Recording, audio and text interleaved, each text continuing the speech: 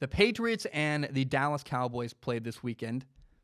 And remember, the Patriots were missing a top receiver. Their Patriots have been really kind of all over the place with injury-wise. They got rid of Josh Gordon. The Patriots are the least talented team if you line up the Patriots and the Cowboys. The Cowboys are super talented.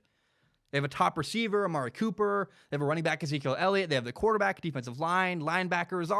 The Cowboys have all the bells and whistles. The Cowboys have all the talent, and yet the Patriots won. The Patriots won 13-9. What happened? Why did the more talented team lose? What's the problem here? It's coaching. Coaching cost the Dallas Cowboys on Sunday against the New England Patriots. I would be shocked if the Dallas Cowboys held on to their head coach, Jason Garrett, going into next year. My guess is Jason Garrett, he's been there a long time. He's been mediocre for a long time. My guess is he gets fired. Here's the deal. It won't matter unless they replace him with a great head coach. They need a great head coach. And here's how that happens. The Dallas Cowboys owner, Jerry Jones, needs to give up control of that franchise. Jerry Jones, the Cowboys owner, he loves control.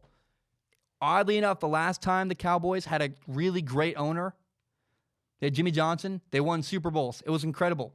They had a great quarterback, Troy Aikman, great receiver, Michael Irvin, great running back, Emmitt Smith. It's very odd, the similarities to that Cowboys team and this Cowboys team.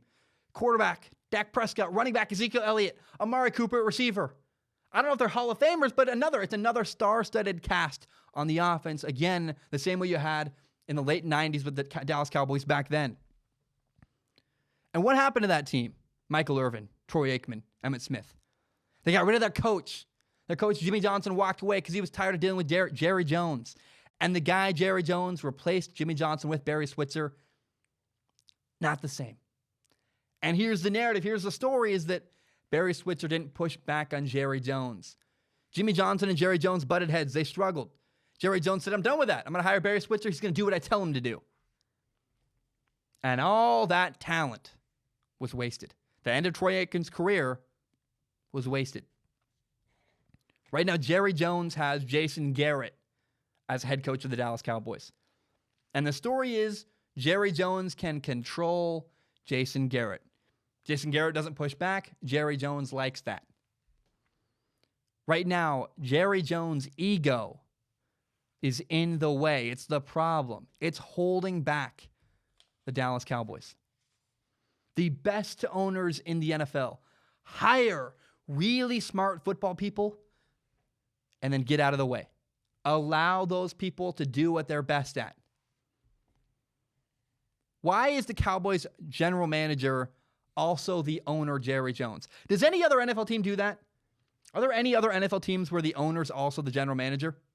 Oh, wait, there's not. There is not another team like that in the NFL. Because Jerry Jones wants to look like the football genius. I'm the guy who made all these decisions. I built this incredible team. It's me. I won a Super Bowl with my decision-making. I made this all happen. I just want to repeat this. True genius owners. If you want to be the smart owner, here's what you can do. If you want praise from me, Jerry Jones, I think a really smart owner hires people who are smarter than him and then gets out of the way. Robert Kraft in New England hired Bill Belichick, said, I'm going to let Bill Belichick do what Bill Belichick does. I really don't think Robert Kraft is comfortable with everything Bill Belichick does. He gets rid of players. He's cold-hearted, but guess what he does? He wins Super Bowls. He puts rings on Robert Kraft's finger. Because Bill Belichick does what he wants. He doesn't have an owner controlling him and telling him what to do. What does the Ravens owner do? He's let Jim Harbaugh work. He let Jim Harbaugh go 5-11 and he didn't fire him. Jim Harbaugh's winning again with a new group of players. Look at the Pittsburgh Steelers. How many head coaches have they had recently? Like 2? Mike Tomlin, Bill Cowher in like the last, 30 years? Is that literally how, since the mid-90s? Literally? 2 head coaches since the mid-90s. That's the Pittsburgh Steelers. Because their ownership understands, hey, hire a coach, let him do what he's best at, let him coach. Paid off. Bill Cowher won a Super Bowl. Mike Tomlin won a Super Bowl. The Pittsburgh Steelers figured it out. Hey, we hire smart football people. We get out of the way. Our team wins Super Bowls. Ownership is so important in the NFL. When owners meddle and cause problems. My favorite TV show in the world, ironically, there's a couple. I love The Expanse. I love Game of Thrones when it was on. There's a show I've been watching recently that I really, really love. It's Kitchen Nightmares. Kitchen Nightmares and Bar Rescue. John Taffer and Gordon Ramsay. Kitchen Nightmares with Gordon Ramsay. Bar Rescue with Jordan Taffer. I'm going to steal a line from John Taffer, the guy who runs Bar Rescue. He says, bars fail because of bad ownership. Bad bars happen because of bad owners. That's why people fail. That's why businesses fail, is because of bad ownership.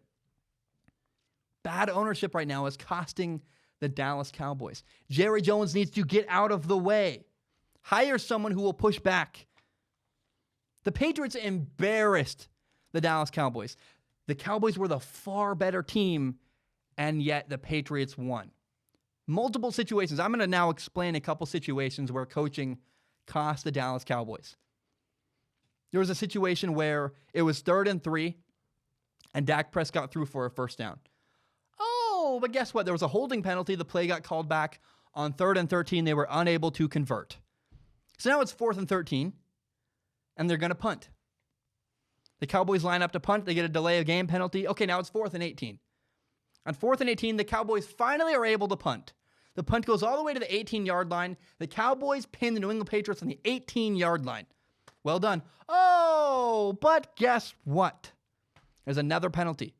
Legal motion. So they go back up again, another 5 yards, 4th and 23. The punt only goes to the 38-yard line. Now the Patriots have 20 more yards of field position than they should have, and penalties cost the Cowboys multiple times in that situation. Why does that not happen in New England? Here's why. That's a situation where multiple penalties like that do not fly in New England. If you do that, if you're the cause of those penalties, you're gone. You're cut. They don't allow that. There's a higher level of accountability that takes place in New England over Dallas. New England says, we don't stand for that. Dallas says, well, if it happens, it happens. I mean, here's how strict the Patriots are. If you screw up, you're gone. They cut Antonio Brown. They cut Josh Gordon.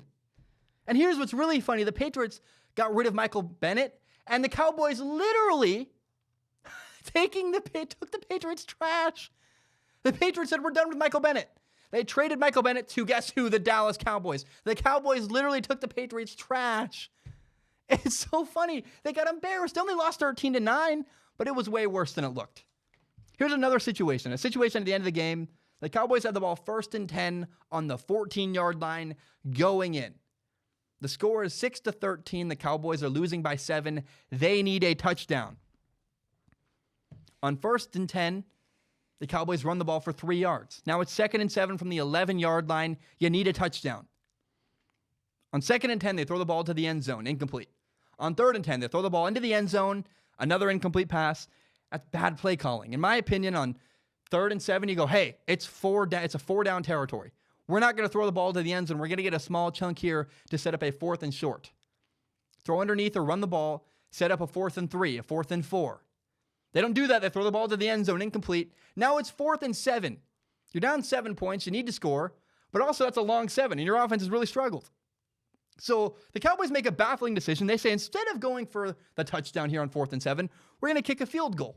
Here's what happens. If you go for it on 4th and 7 and you don't get it, the Cowboys have the ball inside their own 11-yard line. They got to drive all the way down the field. Either way, you're going to get the ball again, probably with better field position against the New England Patriots. Instead, they kick a field goal and they kick it deep to the Patriots. That field goal didn't matter. They lost 13-9. They needed a touchdown. And on a day where the Cowboys had struggled to move the ball all night, they assumed we're going to get the ball again and be able to drive all the way down the field and score again. It didn't happen. They needed a touchdown either way. Even 13-9, they still would have needed another touchdown to take a lead. That field goal was inconsequential, didn't matter. It's more bad decision and game management by the Dallas Cowboys. Jason Garrett cost them big time against the New England Patriots. It drives me nuts. It really, really kills me. The Cowboys need a better coach. The Cowboys need better coaching, better situation management, better play calling. And okay, again, I want to go back to this point. Let's say the Dallas Cowboys fire Jason Garrett. That thing on my lip. Lips peeling. I hate it. I mean, I've had chapped lips for like 2 weeks. I really, really hate it. Let's say the Cowboys fire Jason Garrett. They still got to hire another good coach. Can they hire, I say another, they got to hire a great coach if they fire Jason Garrett. And the problem is, I don't believe Jimmy, what the heck is his name? Jerry Jones, the owner of the Cowboys. I don't believe the owner of the Cowboys, Jerry Jones, is willing to hire a coach who's going to push back on him. Who's going to say, hey, Jerry, I don't agree with you there. We shouldn't take that player. We shouldn't draft that player. We shouldn't do this. Jerry Jones doesn't need a yes man. He needs someone who pushes back and puts limitations on him. There's a really, really great video game maker, a guy named Hideo Kojima. And I think Hideo Kojima is kind of a genius. However, Hideo Kojima does better when you put limitations on him. When you have a company that says yes to everything he does, he makes weird games that nobody understands. He made a game called Death Stranding. Some people love it. Some people hate it. It looks like a hiking simulator. It's very, very weird. But Sony funded that game and said, we're going to say yes. Do whatever you want, Hideo Kojima. And sometimes that's not good. When you have people saying yes to everything every idea you have, you sometimes make crap. George Lucas made the Star Wars The Phantom Menace. In meetings to make Star Wars The Phantom Menace, George Lucas got whatever he wanted. He never had people saying, hey, George, Jar Jar Binks is a bad idea. Misa no like that. That's stupid. Hey, we should probably get a guy who can act a little bit to play Anakin Skywalker because he's kind of important. He turns into Darth Vader. Spoilers for Star Wars if you never watched. I don't know how you got there and not know that.